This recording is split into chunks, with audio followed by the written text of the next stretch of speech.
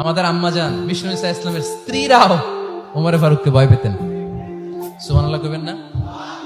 মাঝে মাঝে বিষ্ণু ঈসা ইসলামের সাথে আম্মাজান আয়েশার ঝগড়া হতো না? আপনাদের ফ্যামিলিতে ঝগড়া হয় না? হয় না? কার কার দেখি? ওরে আল্লাহ, অনেক আল্লাহর ওলি আছে তো জায়গায়। ঝগড়া হয় না? কি কথা কয়, ঝগড়া হয় না বলে?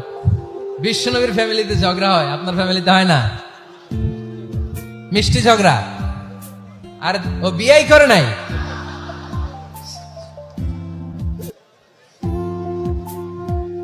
ঝগড়া তো হবেই, দাম্পত্য জীবনের মজাটাই তো এখানে।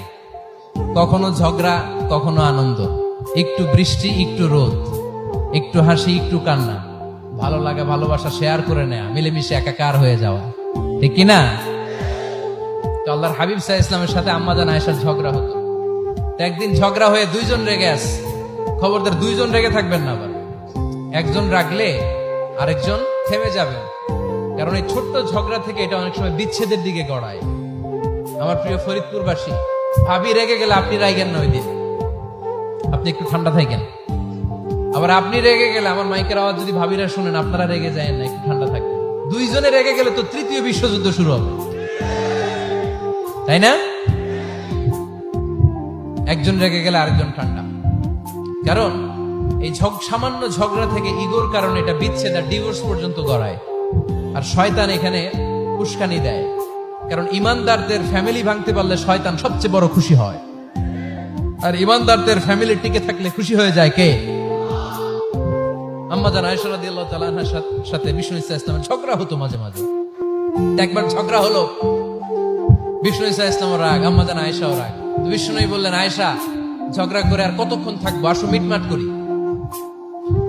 আয়েশা রাদিয়াল্লাহু বললেন, ঠিক আছে, মিটমাট করবো।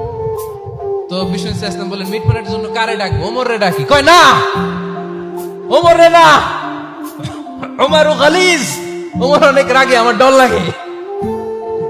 কয় তাহলে তোমার আব্বারে ডাকি। কয় ডাকেন। কি খুশি! মেয়েদের মধ্যে অভ্যাসটা আছে না নাই? তাহলে তোমার আব্বারে ডাকি। ডাকেন। ডেকে নিয়ে আসা হলো। আবু বকর রাদিয়াল্লাহু তাআলা আনহু দাঁড়ালেন, আম্মাজান আয়েশা দাঁড়ালেন, বিশ্বনবীও দাঁড়ালেন।